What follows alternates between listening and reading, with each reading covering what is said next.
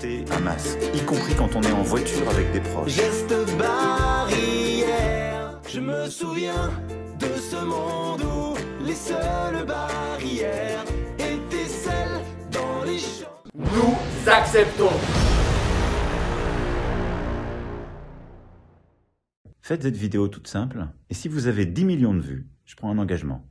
Vous venez tourner à l'Élysée. 10 millions de vues pour nous aider à battre le virus. À vous de jouer. Merci. L'envie et la possibilité de tourner une vidéo avec le président, ça représente un défi énorme et ça correspond complètement à la trajectoire qu'ils prennent dans leur vidéo, c'est-à-dire de faire toujours plus, d'aller toujours plus loin, quitte à provoquer un peu quelques polémiques.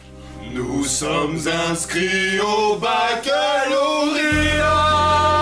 Me voilà donc en Didier, je suis à l'entrée du parc Astérix et je vais donner les passes aux gens. On doit aller poser nu devant des artistes peintres.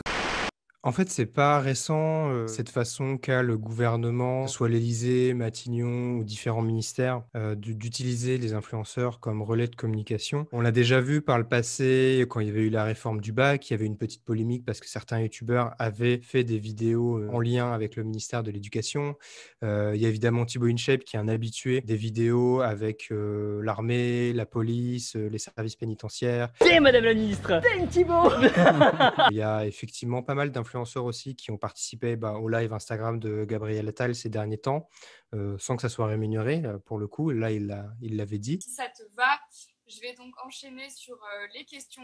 Donc oui, non, c'est évident parce que le gouvernement, en fait, de base, a mis beaucoup de pression sur les jeunes et leurs responsabilités dans la gestion de la crise et l'importance des gestes barrières. Et donc, forcément, ils vont aller chercher des influenceurs pour parler aux jeunes et les sensibiliser à ce sujet-là. Sauf que, évidemment, c'est rarement bien accueilli pour le coup. Je n'ai pas d'exemple de communication politique faite par le gouvernement, l'Élysée, qui se soit vraiment bien passé en termes d'image en fait. Il y a de la stratégie derrière. Il est pas bête, il est pas dupe, il fait pas ça juste pour nous faire plaisir, évidemment qu'il a Il y a les élections dans un an. Oui, oui. Bon. Mais en même temps, les influenceurs, s'ils ont la volonté de sensibiliser les jeunes sur les gestes barrières ou sur certains sujets de société, ils n'ont pas besoin en fait d'attendre que les politiques viennent les chercher. Au contraire, si ça vient d'eux-mêmes, si c'est une initiative personnelle ou via des associations. Salut à tous. C'était The Event 2020.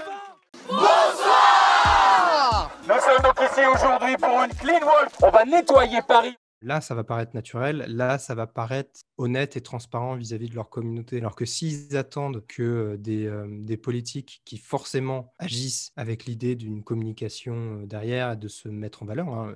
Emmanuel Macron, dans un an, il y a les réélections. Il sait très bien ce qu'il fait. Et McFly et Carlito pourront dire non, nous, on n'a pas de message, on ne veut pas s'engager sur quoi que ce soit, vous pensez ce que vous voulez. Ça reste quand même une façon de rendre, entre guillemets, plus sympathique Emmanuel Macron auprès d'un certain public plus jeune et qui n'est pas forcément politisé.